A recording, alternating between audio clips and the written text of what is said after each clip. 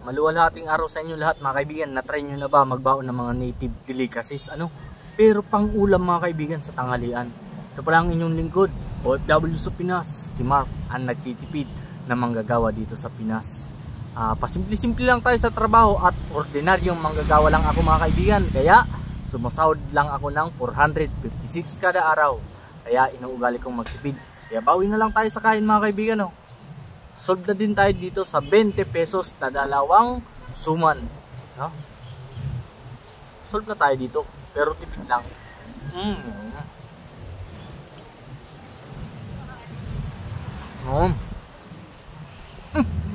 The best pang ulam mga kaibigan.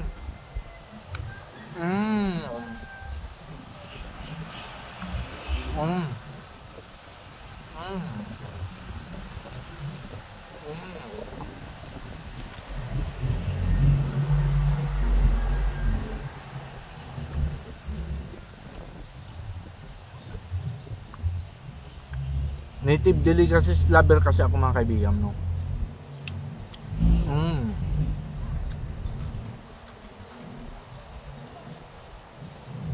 Yummy mga kaibigan. Lunis na lunis mga kaibigan, ang sarap ng ulam natin, no? Kapag result nga naman.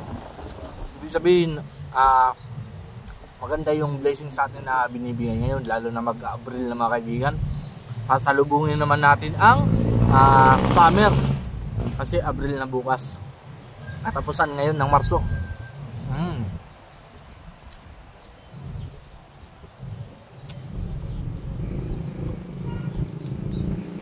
At ang kagandahan mga kaibigan, nagtagumpay tayo ngayong buwan ng Marso, no?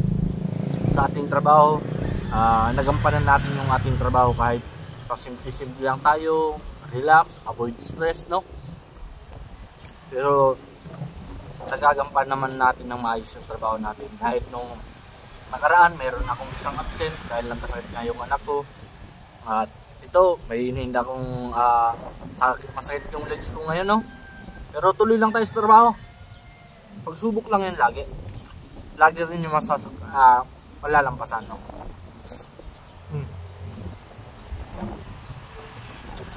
Sigurado hindi nyo pa na-try mag-ulam ng suman. Ngayon alam nyo na pwede itong inulam.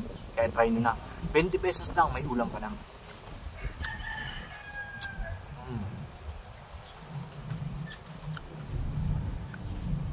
Basta huwag ka lang mag-iinarte sa buhay. Makakasurvive ka kahit nagtitipid ka lang kaibigan.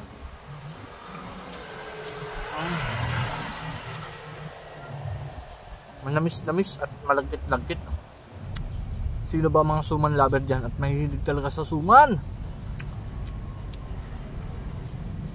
Yung ang suman ipagpapalit sa lumpia, no? Kaway-kaway.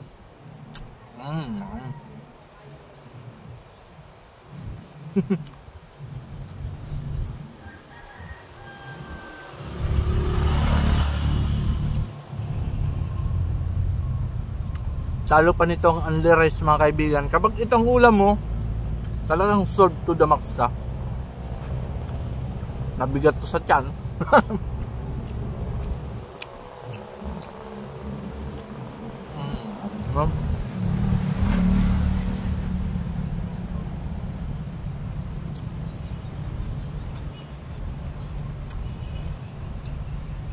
Kaya binag natin ang mga ganitong klase ng pagkain mga kaibigan. Kasi ito, hindi na madalas napapansin ng mga tao. Ang karamihan ngayon, mga modern foods na, no? Kagaya yung pastel na yan. Pastel, mga burger. Ano pa ba? Basta marami na ngayon. Sa labasan mga makabagong pagkain.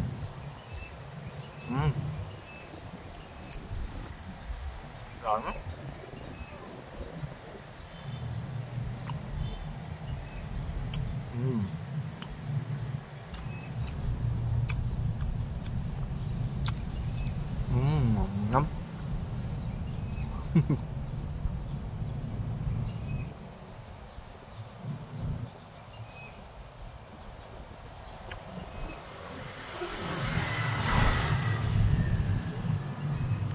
Pero dahil makabayad nga tayo mga kaibigan, loyal tayo sa mga pagkaing Pinoy, no?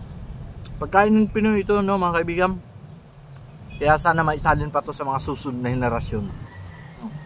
We love suman.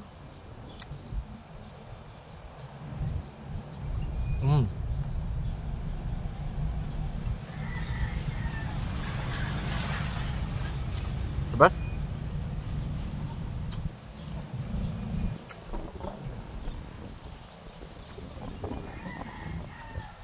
Nom.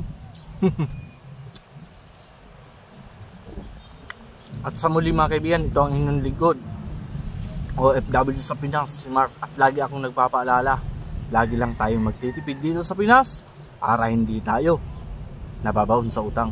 Hanggang sa muli, that's all. Mabuhay! Paalam!